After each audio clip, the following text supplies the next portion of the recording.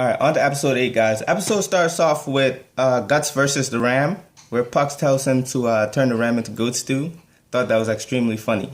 And the Ram seemed to have speed over Gutz, whereas he even landed a blow on Gutz, almost took out his eye, and Gutz even stated that if it wasn't for Goto's armor, he would have lost his spine, would have snapped. And also, Lady Furnice is in the background contemplating whether to go after Gutz or take care of the heretics, the possessed heretics. Whereas I don't think that she deserves to be the leader because she's kind of in denial and naive about her position. And I don't think that she calls the right shots to be the captain and the leader. She's telling them to take care of the heretics and Gutz at the same time, which would be practically impossible. Now, we go back into Gutz fighting the Ram, and he cuts off the head, which I thought was extremely clean. Like, that head went rolling. So, after that fight, during all of this, Ishii, Nina, and Casca, and Puck, they head to the escape route. Now, we go back into Lady Furnice's camp, where they're all asking for Serepico, the guy in green with the tiny eyes. And this brings us into the next part of the story, where after Gutz defeats the Ram, he heads to the secret passage that Ishii showed him, and it leads to a cliff edge, and Serepico is waiting there for Gutz, meaning he's taking advantage of the fact that it's a ledge. Gutz can't draw his sword. He can take advantage of his fighting style, which is kind of sneaky, clever, tactical.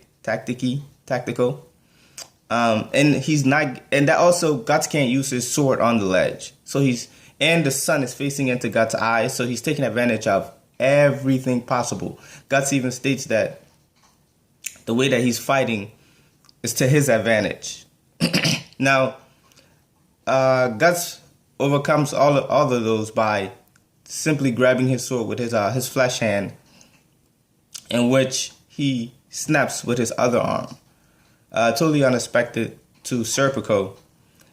And Gutz even stated that he was real good with his sword. Now, after seeing that scene, I also thought to myself that was a genius move by him. He practically would never ever have that chance again to catch Gutz in such a compromising position again.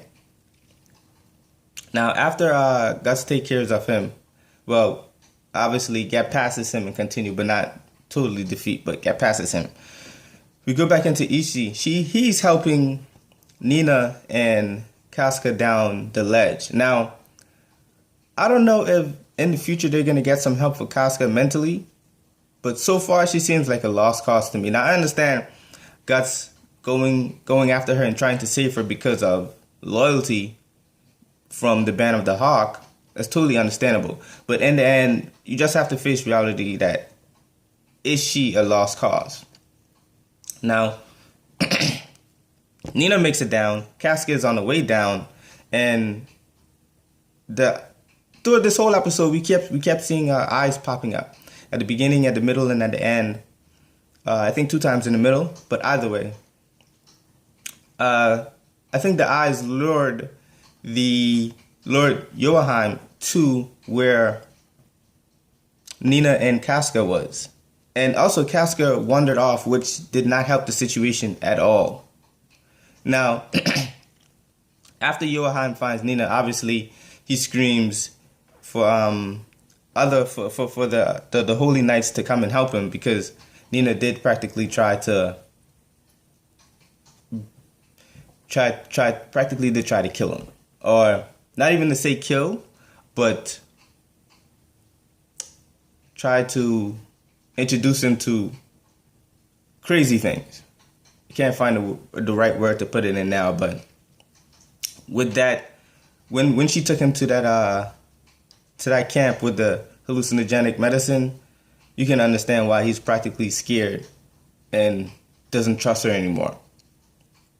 Now after that, of course, the Holy Knights come. They capture Casca and Nina, and Ishii tells Gutz what happened. Now he cries while telling him, and he's also saying sorry. Now we all know that he just wanted to learn how to fight from Gutz, but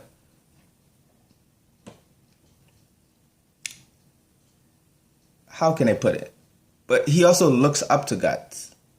Now, after that, we see where Luca, Gutz, and Ishii set out to the Holy Temple to rescue Casca and Nina where they were taken.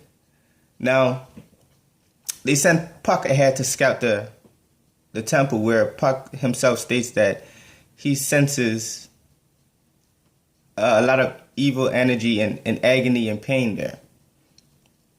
And also why he's still able to be seen by people even though he doesn't want them to see him. Now,